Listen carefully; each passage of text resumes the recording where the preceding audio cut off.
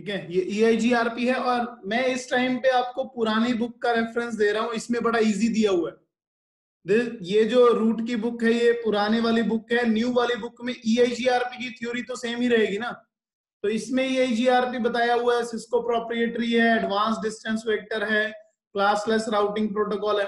तो ये चीजें हमने CCNA में भी पढ़ी हैं कि VLSM करता है, ये IP/IPX को सपोर्ट करता है। सर ये एप्पल टॉक क्या होती है?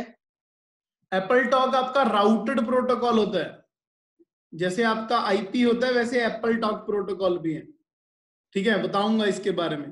तो अब जो थ्योरी आपकी रहेगी थी, जैसे वो था EIGRP मैसेजेस, जो EIGRP अपने मैसेजेस भेजता है एक दूसरे को जब आप एक दूसरे के साथ कनेक्टिविटी करते हो। देखो, जब भी EIGRP की नेबरशिप होती है, EIGRP ने पैकेट टाइप्स भेजता है। इसमें 5 मैसेज टाइप्स होते हैं: hello, update, query, reply, acknowledgement. ठीक है, जैसे इन्होंने एग्जाम्पल भी ली हुई है, हेलो, अपडेट, क्वेरी, रिप्लाई।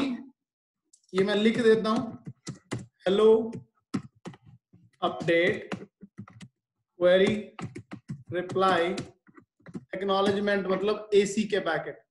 देखो, मान लो मेरे पास दो राउटर हैं, एक राउटर A है, एक राउटर B है। सिमिलरली R3 और 5 ले लो आप। देखो, अगर A राउटर ने इसको हेलो सेंड किया, मतलब राउटर 3 ने राउटर 5 को हेलो सेंड किया, तो राउटर 5 हेलो तो सेंड करेगा ही करेगा इसको, लेकिन साथ में वो अपडेट भी सेंड करेगा। एक अपडेट के अंदर क्या होता है? Routing information, sorry, routing information. मतलब जब A ने B को मैसेज सेंड किया तो सिर्फ हेलो भेजा, जब B ने A को वापस मैसेज भेजा तो साथ में राउटिंग टेबल की अपडेट्स भी भेजी।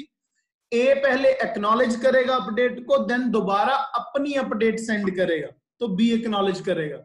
इसका मतलब समझो जरा क्या होता है।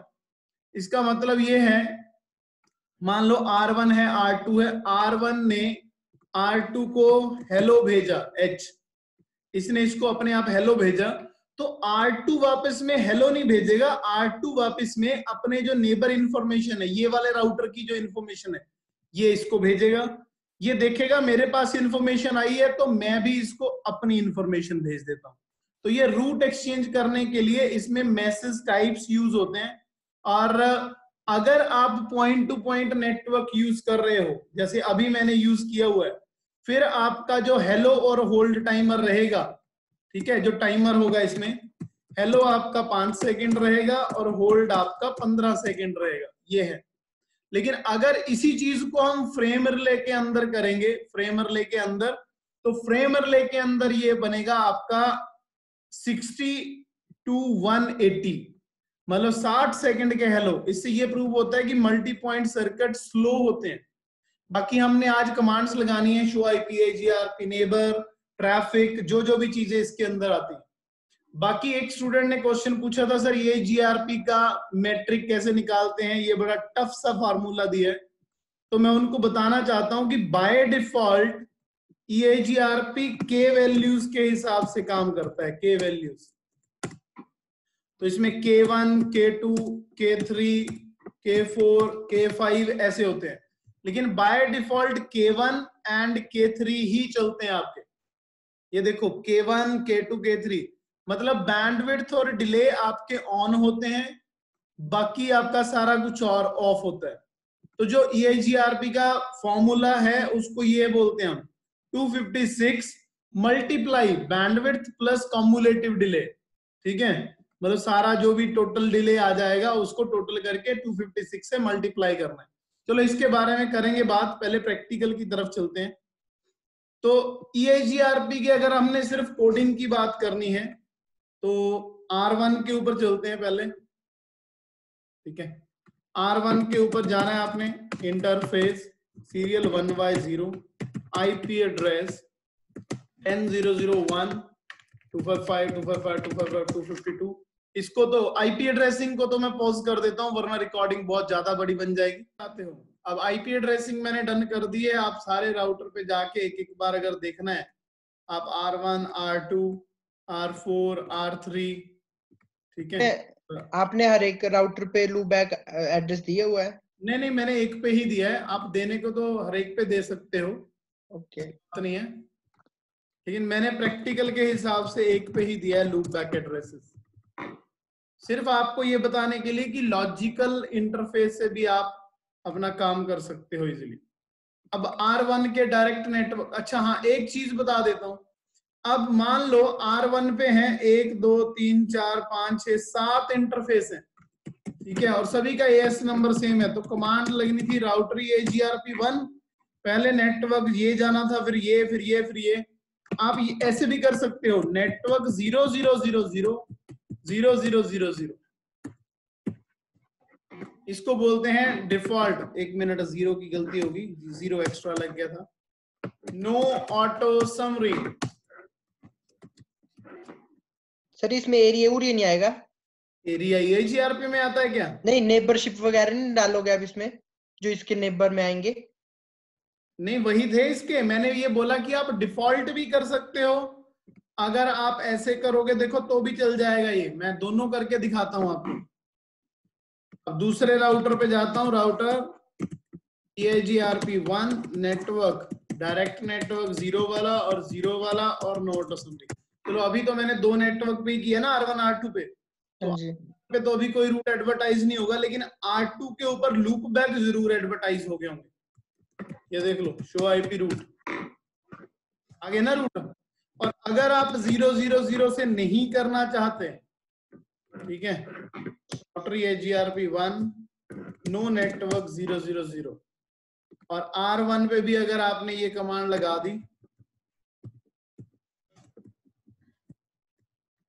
ये वाली, तो राउटिंग खत्म हो जाएगी। अब शो आईपी रूट करके देख लो, लो जी खत्म है। तो आप जो राउटिंग करते हो वैसे वो ये है शो आईपी रूट, तो आप 00 वाला फंडा भी यूज कर सकते हो, आप ये वाला फंडा भी यूज कर सकते हो। राउटर AGRP1 नेटवर्क 20.0.0.0 20.0.0.4 20.0.0.8 12.16, उसके बाद 10.0.0.0 और 10.0.0.4, ये लो, तो ये वाला भी आप यूज कर सकते हो। तो ये वाला वैसे बेस्ट है तरीका, क्योंकि इसमें advertise network show IP protocol में दिख जाते हैं, उसमें आपके 0.0.0.0 ही आता है। तो यहाँ पे अब मैंने लगाना है राउटर AGRP1 नेटवर्क 10.0.0.8 0.0.0। अच्छा पिछले वाले में मैंने देखो वाइल्ड कार्ड नहीं दिया, ठीक है, आपको मैं एक चीज का बेनिफिट बताता हूँ, AGRP में अगर आप वाइल्ड कार्ड के बिना भी लगाना चाहते हो तो लगा सकते हो, ठीक है, लेकिन बाकी जैसे OSPF है उसमें आपको वाइल्ड कार्ड देना ही पड़ेगा, तो यहाँ पे हम दे देते हैं वाइल्ड कार्ड, तो इसका कोई इफेक्ट नहीं पड़ेगा आपके यहाँ पे, नॉट असेंबल। तो क्लासलेस करने के लिए, बाकी डिफॉल्ट का फायदा ये है जसप्रीत जो आपने पूछा है, डिफॉल्ट का फायदा सिर्फ इतना कि ज्यादा नेटवर्क हो और एक ही एएस नंबर के अंदर हो, तो हमें बार बार कोडिंग करने की जरूरत नहीं है। ये देखो 0.0.0.0.0.0, अब मुझे कुछ लिखने की जरूरत नहीं है, बाकी अपने आप उसने दोनों नेटवर्क उठा लिए, ठीक है, R4 पे कर दिया। अब R3 है, 3 नेटवर्क है वैसे, लेकिन मैं क्या कर रहा हूं, राउटर AGRP1 नेटवर्क 0.0.0.0, ठीक है, तो मुझे बाकियों पे ऐसे पूरे नेटवर्क नहीं देने पड़ेंगे, फर्क सिर्फ इतना है। अब R5 आ गया, अगर इसमें लूप बैक नहीं होता तो हम 0.0 नहीं लगा पाते? लगा सकते थे जी, अब मैं लो इसमें कोई लूप बैक नहीं है, इसमें मैं 0.0.0 लगा के रखता हूं। लूप बैक तो सिर्फ और सिर्फ लॉजिकल इंटरफेस है Vishal, loopback is only logical interface जो टेस्टिंग के लिए यूज होते हैं, ठीक है जी। तो सर ये 0.0 वाला क्या फंडा है, मेरे को वो समझा दो एक बार। नेटवर्क 0.0, रुको मैं जरा स्क्रीन पॉज कर दूं, इसको रिप AGRP OSPF सभी में लगा सकते हो आप। तो मेन मोटिव देखते हैं, चलो ये तो हो गया, किसी भी राउटर पे लगा लो show IP route, show IP route, लो अब डी से रूट आ रहे हैं इसमें, पहले राउटिंग टेबल पढ़ना शुरू करो इसका। राउटिंग टेबल डी का मतलब है EIGRP, ठीक है, क्योंकि ड्यूल एल्गोरिथम यूज करता है। जो 90 लिख के आ रहा है यहाँ पे, इसका मतलब है आपकी एडी वैल्यू, और जो वैल्यू आ रही है यहाँ पे 33,21,856, इसको बोलते हैं आपकी मैट्रिक। तो मैट्रिक के अंदर आपकी वैल्यू आती है feasible distance and reported distance, उसके बारे में हम बाद में बात करेंगे। पहले हम सारे जितने भी टेबल हैं वो पढ़ते हैं, उसके बाद ये आपका वाया हो गया, ये आपका टाइमर हो गया, ये आपका कौन से इंटरफेस से होके जा रहा है वो बता रहा है, ठीक है। तो ये वाली चीजें आ रही हैं आपकी। शो आईपी रूट में आप राउटिंग टेबल को पढ़ना सीखते हो कि राउटिंग टेबल आपका है क्या, ठीक है।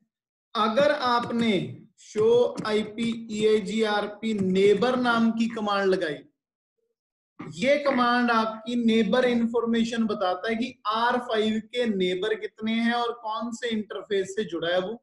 होल्ड टाइम टाइमर आपका 15 से ऊपर नहीं जा रहा, इट मींस बेस्ट है ये, इतनी देर से ये लिंक आपका अप टाइम में है। बाकी साउंड राउंड ट्रिप टाइम या RTO अभी भूल जाओ इसे।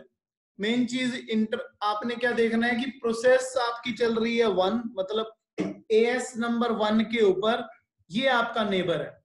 R5 का तो नेबर एक ही है, तो R3 के नेबर 3 है, तो हम R3 पे कमांड लगा के देखते हैं, शो IP, एक सेकेंड, EIGRP नेबर, तो ये भी आपको बताएगा कि ये मेरे नेबर है 10.0.0.18। अगर आप अपने राउटर पे बैठ के अपने सामने वाले नेबर की इंफॉर्मेशन जानना चाहते हो तो ये वाली कमांड लगा दो।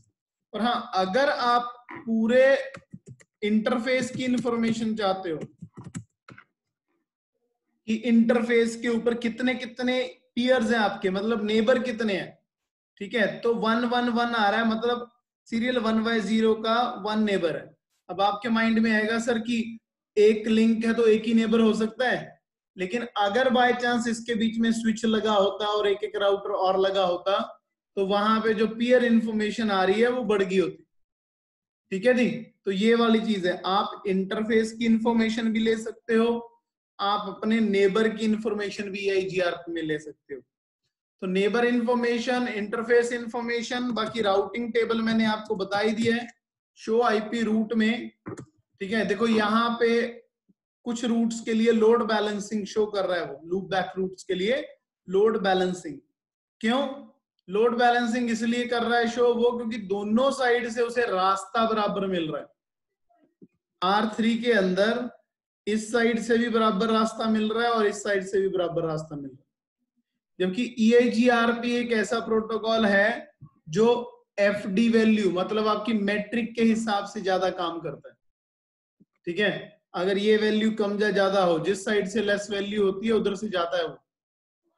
तो अगर अब एक साइड पे लगा होता है यहाँ पे सीरियल केबल और एक साइड पे लगा होता है यहाँ पे फास्ट इथरनेट, तो EIGRP ने अपना रूट होप के हिसाब से नहीं बदलना था, EIGRP ने अपना रूट हार्डवेयर स्पीड के हिसाब से चेंज करना था। जैसे फॉर एग्जांपल, ये मैं एग्जांपल समझाने जा रहा हूं। मान लो मेरे पास डिजाइन ऐसा है, ये है, ठीक है, इधर जो मैंने बनाया हुआ है अभी ऑलरेडी, तो ये ऊपर लगी है फास्ट इथरनेट केबल, यहां भी लगी है सीरियल, और नीचे वाले से लगी है सीरियल केबल। मान लो यहां से यूजर ने इस साइड पे लूप बैक के पास जाना है, या तो इधर से जा सकता है या इधर से जा सकता है। अगर रिप लगा होता तो यहां से 1 2 3 पहुंच गया, 1 2 3 पहुंच गया, ऐसे काम चलना था, मतलब होप काउंट के हिसाब से। लेकिन EIGRP के केस में इसने देखनी है बैंडविड्थ। अब सीरियल केबल की स्पीड होती है 1.54 Mbps और फास्ट इथरनेट की 100 Mbps होती है, बाकी हाफ डुप्लेक्स और फुल डुप्लेक्स होता है, फिर भी सीरियल से तो ज्यादा होती है। तो EIGRP के केस में यहां पे हो जानी थी जी रूट नंबर ऊपर वाला फास्ट इथरनेट को प्रेफरेंस, लेकिन यहां पे प्रेफरेंस इसलिए नहीं हुई क्योंकि यहाँ पे अगर आप ध्यान से देखोगे दोनों साइड पे आपको सीरियल केबल दिख रही है, इसलिए उसकी मैट्रिक बराबर है। तो ये वाली चीज भी मैटर करती है कि लोड बैलेंसिंग किस केस के अंदर होगी। उसके अलावा शो आईपी प्रोटोकॉल्स, अगर आप अपने EIGRP की पूरी इंफॉर्मेशन लेना चाहते हो, प्रोटोकॉल इंफॉर्मेशन लेना चाहते हो, तो ये है, देखो ये बता रहा है outgoing update filter list for all interface is not set. मतलब ना तो आउटगोइंग अपडेट पे कोई फिल्टरिंग लगी है, ना आपकी इनकमिंग अपडेट के ऊपर कोई फिल्टरिंग लगी है। ठीक है, बाकी अगर आप बाकी अभी ये फ्लैग्ड वाला बताता हूं आपको। Default network accepted from incoming updates, इसमें लिखा है डिफॉल्ट नेटवर्क एक्सेप्ट कर रहा है इनकमिंग अपडेट को, जो बाय डिफॉल्ट मैंने थ्योरी में आपको मैट्रिक वेट्स बताए थे, के वैल्यूज। ठीक है, bandwidth, load, delay, reliability, MTU। तो ये देखो बैंडविड्थ और डिले आपका 1 है, मतलब 1 बिट मतलब ऑन बिट है, लेकिन 0 वाले होते हैं ऑफ। तो बैंडविड्थ और डिले चल रहे हैं, उसके हिसाब से मैट्रिक निकल रही है। EIGRP के मैक्सिमम होप काउंट कितने हैं? 100। यहां पे ये बाय डिफॉल्ट होप काउंट की बात कर रहा है। मैक्सिमम होप काउंट 255 तक जा सकते हैं, इसकी भी कमांड आएगी। ठीक है, थ्योरी पढ़ने के बाद वो करेंगे हम, पहले ये तो प्रैक्टिकल चल रहा है। उसके बाद EIGRP एक ऐसा प्रोटोकॉल है जो इक्वल के साथ साथ अनइक्वल कोस्ट लोड बैलेंसिंग भी कर सकता है, लेकिन उसके लिए एक कंडीशन होती है जो मैंने बताया, बाद में डिस्कस करेंगे। FD और RD के बेस पे, फिजिबल डिस्टेंस और रिपोर्टेड डिस्टेंस के बेस पे एक कंडीशन होती है, उसको बोलते हैं फिजिबिलिटी कंडीशन। ठीक है, फिजिबिलिटी कंडीशन, तो वो वेरिएंस के केस में आएगी, तो वो भी हम करेंगे। ठीक है, automatic network summarization is not in effect, मतलब नोट और समरी लगा हुआ है। मैक्सिमम पाथ का मतलब 4, मतलब कि 4 पाथ से लोड बैलेंसिंग हो सकती है। मैक्सिमम अगर 4 पाथ भी होते डेस्टिनेशन तक जाने के लिए सेम, तो इतनी हो सकती है। बाकी इस वैल्यू को आप बदल सकते हो। बाकी हमने इस पे 0.0.0.0 लगाया है। ये 2 मेरे गेटवे हैं, 10.0.0.9 और 13। ठीक है, और इंटरनल AD आपकी आ रही है 90। सभी में इंटरनल इसलिए आ रही थी क्योंकि शो IP रूट हम सेम AS नंबर पे चला रहे हैं, और एक्सटर्नल AD आ रही है 170, मतलब बाहर से कोई रूट आ रहा है या नहीं आ रहा है, ये EIGRP बताता है। तो ये आपका थ्योरी पार्ट के अंदर आती है चीजें। ठीक है, तो ये वाला पार्ट है आपका। EIGRP में आप पैसिव इंटरफेस लगा सकते हो कि जिस इंटरफेस से आप इंफॉर्मेशन अपडेशन रिसीव नहीं करना चाहते उसको पैसिव बना दो। सेम रिप के अंदर किया था हमने। EIGRP ब्रॉडकास्टिंग नहीं करता, EIGRP या तो मल्टीकास्ट करता है 224.0.0.10 पे, या फिर आपका यूनिकास्ट 1-to-1 करेगा। उसको बोलते हैं यूनिकास्ट को लाइक स्टैटिक नेबर डिफाइन करना। अगर आपको रिप वाला याद है तो आपको याद होगा कि हमने एक स्टैटिक नेबरशिप की थी। डीबगिंग के अंदर हमें डेस्टिनेशन में सामने वाले का IP आ रहा था। उसके बाद EIGRP में आप समराइजेशन भी कर सकते हैं। EIGRP में आप लोड बैलेंसिंग देख चुके हैं AD और मैट्रिक के बाद। EIGRP के अंदर आप ऑथेंटिकेशन कि एक पैकेट को मान लो R1 से इंफॉर्मेशन लेके R3 ने R4 को देनी है, तो ये वाला जो पाथ है इसमें अगर हमने ऑथेंटिकेशन लगा दी तो ये एक तरीके से इनक्रिप्टेड हो जाएगा। तो इसमें हमने की चेन वगैरह लगानी होती है। ठीक है, तो वो हम प्रैक्टिकल में करेंगे। उसके अलावा स्टब वाला मैं प्रैक्टिकली करवाऊंगा, इसे भी भूल जाओ आप अभी। तो यहां तक का ऑलमोस्ट डन है आपका। तो show IP EIGRP interface, show IP EIGRP आपका आ गया जी neighbour, show IP route, show IP interface brief and show IP protocols. तो ये जो कमांड्स मैंने आपको बताई, ये सारी की सारी कमांड्स EIGRP के बारे में है। उसके बाद EIGRP की पूरी फीचर समरी है इसके अंदर, आप इसको स्टडी करना घर पे जाके। ठीक है, कि मेट्रिक इसकी क्या है, bandwidth and cumulative delay, hello interval, hold timer, 224/0010 पे मल्टीकास्टिंग करता है ये, ठीक है, VLSM यूज करता है, इसमें रूट टैग होते हैं, अभी हमने रीडिस्ट्रीब्यूशन भी करनी है इसमें, तो काफी सारी चीजें इसमें अवेलेबल है। हम बस यही फील करते हैं कि शायद बुक के अंदर हम अगर पढ़ेंगे तो बुक थोड़ा बोर करेगी हमें, या बुक के साथ हमें पता नहीं नींद आने लग जाएगी, ऐसा कुछ नहीं है। अगर आप ध्यान से बुक पढ़ोगे ना, आपको लगेगा कि यार जो ऑथर है इसका वो हमसे बातें कर रहा है।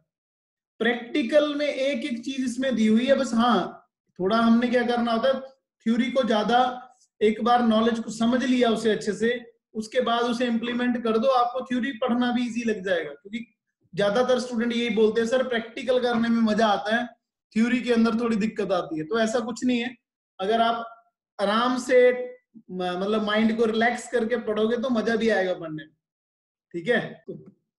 ठीक है, इसको मैं रिकॉर्ड कर देता हूं। EAGRP के अंदर इतना तो हमें पता है कि सक्सेसर होते हैं और होता है जी फिजिबल सक्सेसर। याद है किसी को क्या होते हैं ये सक्सेसर एंड फिजिबल सक्सेसर क्या होते हैं? हाँ जी, सक्सेसर के नाम से क्या पता चल रहा है? सक्सेस मींस ये बेस्ट रूट है, ठीक है। राउटिंग टेबल में जब हम शो आईपी रूट चेक करते हैं ना, जैसे R1 है, ठीक है, ये देखो शो आईपी रूट लगाया है इसमें, तो डेस्टिनेशन पे जाने के लिए वाया के थ्रू हम जा रहे हैं, जो रूट वाया बता रहा है, वाया, ठीक है, जो रूट आपका आ रहा है उसको बोलते हैं सक्सेसर रूट। और फिजिबल सक्सेसर होता है आपका backup route, this is called backup route. मैंने आपको बताया था कन्वर्जेंस के बारे में कि EIGRP की कन्वर्जेंस सबसे ज्यादा फास्ट होती है। और कन्वर्जेंस होती क्या है कि for example when my primary path goes down, router takes some time to find the secondary path, that time period is known as convergence. तो इसके अंदर राउटिंग टेबल तो होता ही होता है जिसमें सारे सक्सेसर होते हैं। तो राउटिंग टेबल के अंदर जो रूट होते हैं उसको बोलते हैं सक्सेसर। उसके अलावा EIGRP राउटिंग के साथ साथ एक और टेबल बनाती है जी, जिसको बोलते हैं टोपोलॉजी टेबल। देखो टोपोलॉजी टेबल के अंदर वो दोनों चीजों को स्टोर करती है, फिजिबल सक्सेसर को भी, सक्सेसर को भी। टोपोलॉजी टेबल में मतलब जितने भी उसके रूट हैं, मतलब आप ये बोल सकते हो एक सोर्स से डेस्टिनेशन तक जाने के जितने रूट हैं वो टोपोलॉजी टेबल में आएंगे, लेकिन जो सबसे बेस्ट रूट है वो राउटिंग टेबल में आएगा, ठीक है। तो टोपोलॉजी टेबल में एक जगह से दूसरी जगह जाने के रूट होते हैं। उसके बाद EIGRP के अंदर एक और टेबल होता है जी, नेबर टेबल। ये मैंने आपको बता ही दिया शो आईपी EIGRP नेबर में कि नेबर की इंफॉर्मेशन होती है। तो एक चीज हमने अभी देखी नहीं है इसमें, शो आईपी EIGRP टोपोलॉजी। इसमें आपको अब बैकअप रूट भी दिखेंगे। अब R1 पे चलो, ठीक है, शो आईपी EIGRP टोपोलॉजी। ये देखो, अब इसको थोड़ा सा बड़ा कर लेते हैं हम, अब समझते हैं। देखो EIGRP ने अपनी टोपोलॉजी के बारे में बता दिया है कि ये मेरी आईडी है, हाँ राउटर आईडी भी बताऊंगा अभी। अब इसके साथ P लिख के आ रहा है, P मतलब पैसिव। अब ये वाला पैसिव ऐसे नहीं कि लिंक बंद है, इस कंडीशन में स्टक इन एक्टिव का केस होता है, जिसकी थ्योरी आएगी आपको, ठीक है, जो हम डिस्कस करेंगे।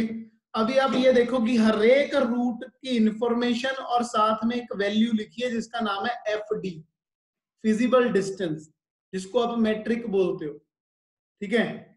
अगर किसी में लिखा है वन सक्सेसर का मतलब है एक ही बेस्ट रूट है मेरा डेस्टिनेशन पे जाने का। और जहां पे लिखा हुआ है 2 सक्सेसर और दोनों की वैल्यू भी सेम है, जहां पे 2 सक्सेसर लिखा है मतलब सेम है सक्सेसर, तो लोड बैलेंसिंग हो रही है। मतलब ये प्रैक्टिकल के अंदर थ्योरी बता रहा हूं आपको, ठीक है। अब FD और RD के बेस पे ही इसका क्या कहते हैं उसे, सक्सेसर और फिजिबल सक्सेसर का पता चलता है कि फिजिबिलिटी कंडीशन क्या होती है। अब यहां से बाहर जाने के लिए 8 पे जाने के लिए, यहां से 12 पे जाने के लिए कोई ना कोई इसका बेस्ट रूट और बैकअप रूट होगा। अब ऐसा बिल्कुल नहीं होगा कि R1 पे अगर हम खड़े हैं यहाँ पे तो 12 पे जाने के लिए ये इसका सक्सेसर होगा, ये इसका फिजिबल सक्सेसर होगा, मतलब ये इसका एक्टिव रूट होगा और ये बैकअप रूट होगा, ऐसा नहीं है। सक्सेसर हो सकता है लेकिन फिजिबल सक्सेसर बनने की एक कंडीशन है, ठीक है। और फिजिबल सक्सेसर बनने की कंडीशन को हम बोलते हैं फिजिबिलिटी कंडीशन। ये आपकी फिजिबिलिटी कंडीशन है। अब ध्यान से देखो इसे, इस लाइन के अंदर लिखा है, कहते if a non successor routes RD is less than the FD, the root is a feasible successor root। अब इन्होंने तो एक अलग चीज दे दी, इन्होंने बोला है कि अगर आपके पास ये डिजाइन है, अब आपको सक्सेसर पता है कि 10-0-0-12 पे जाने के लिए सक्सेसर आपका ये है, मतलब बेस्ट रूट, जिस मैं वर्ड यूज कर रहा हूं ना सक्सेसर, उसका मतलब है बेस्ट रूट यहां पे जाने का। अब फिजिबल सक्सेसर बनने के लिए उन्होंने ये कंडीशन दे दी है, फिजिबिलिटी कंडीशन बोलते हैं इसे। तो ये भी मैं आपको सेंड कर देता हूं। इसमें उन्होंने लिखा है कि अगर नॉन सक्सेसर रूट की RD आपके सक्सेसर की FD से लेस हो, ठीक है जी, तो उस रूट को हम डिक्लेयर कर देंगे फिजिबल सक्सेसर। अब ये पढ़ने के लिए अब हमें RD और FD का कॉन्सेप्ट समझना पड़ेगा, और RD और FD का कॉन्सेप्ट समझने के लिए मैं जरा इसको हटा के स्टॉप शेयरिंग करके व्हाइट बोर्ड को अपने को लेके आता हूं यहां पे। ये देखो, अब जरा ध्यान से समझते हैं RD क्या होती है और FD क्या होती है। ये मेरा एक राउटर है, ये मेरा दूसरा राउटर है, और ये मेरा चौथा राउटर है, ये पांचवा राउटर है। ये कुछ ऐसे चला हुआ है जी नेटवर्क, और ये मेरा डेस्टिनेशन नेटवर्क है कोई भी। ये ऐसे है, ये ऐसे है, ये ऐसे है, और ये तो इस R1 से डेस्टिनेशन नेटवर्क, मतलब यहां पे जाने के दो रास्ते हैं मेरे पास। तो सक्सेसर कौन बनेगा और फिजिबल सक्सेसर कौन बनेगा? सीधी सी बात है, जिसकी मैट्रिक कम होगी वो सक्सेसर है। मान लो ये सक्सेसर है। अब मैं जरा इसकी स्पीड की बात करता हूं, ठीक है। अब एक हो गया आपका, मान लो यहां से जो वैल्यू आ रही है ये है 50, ठीक है, यहां से यहां किलोमीटर समझ लो आप यार, ठीक है। ये आ रही है 10, ये आ रही है आपकी 20, ठीक है। यहां से वैल्यू आ रही है आपकी 40, ठीक है, 40, 30, और यहाँ पे लगा लो जी आप 30 लगा लो, और से फिर से। तो अगर कोई रूट इधर से जाएगा, ये मैं इजी भाषा में समझा रहा हूं, इधर से जाएगा तो जो टोटल आपका किलोमीटर होगा कितने होंगे? 50 + 10 60 + 20 80। ऊपर से आ रहा है जी 80, नीचे से कितना आ रहा है? 40, 30, 60, 30, 90, तो सॉरी 40, 30, 70, 30, 100, सॉरी। तो ऊपर से आ रही है 80 वैल्यू, नीचे आ रही है वैल्यू 100। तो जो कम वैल्यू होगी ना ऊपर वाली, उसको बोलते हैं जी सक्सेसर। हाँ जी, समझ में आया सभी को? Yes sir. पता चल गया ना उसका, ठीक है। तो फिर भी बराबर ही रहेगी। मैं ऐसे करता हूं, इसकी वैल्यू अभी मैं आपको समझा देता हूं। ये ऊपर वाला सक्सेसर बन गया, नीचे वाला कुछ भी नहीं बना अभी, कुछ भी। ऐसा नहीं कि ये बैकअप रूट बन गया, नहीं, ये बैकअप नहीं है। बैकअप रूट बनने के लिए ये वाली कंडीशन पढ़नी पड़ेगी। अब ये वाली कंडीशन पढ़ने के लिए हमें पहले ये भी तो पता होना चाहिए कि यार FD क्या होती है और RD क्या होती है आपकी, है ना। तो देखो FD क्या होती है पहले वो बता देता हूं। FD होती है फिजिबल डिस्टेंस, ठीक है जी, total cost to reach the destination. FD होती है total cost to reach destination. ठीक है जी। इसको दूसरे भाषा में ये भी लिखते हैं मैट्रिक, टोटल मैट्रिक बोलते हैं, मैं तो कॉस्ट बोल दिया sorry. Metric to the neighbour plus metric reported by the neighbour. Metric to the neighbour plus metric reported by the neighbour. कहने का मतलब ये ऐसे कैलकुलेट करता है कुछ, मेरे यहां से लेके मेरे नेबर तक की मैट्रिक कितनी आई है 50, metric to the neighbour plus metric reported by the neighbour, इससे लेके डेस्टिनेशन तक कितनी आई है मैट्रिक 10 प्लस 20 30। तो टोटल क्या हो गया, ये आपका 80 हो गया। इसको बोलते हैं एफडी। नीचे वाले की क्या आएगी, metric to the neighbour 40 plus metric reported by the neighbour 60 100। तो टोटल वैल्यू जो होती है ना 80 और 100, ये आपकी सक्सेसर की वैल्यू मतलब एफडी है। अब now what is RD, reported distance. अब रिपोर्टेड डिस्टेंस क्या होता है, सिर्फ और सिर्फ metric reported by the neighbour.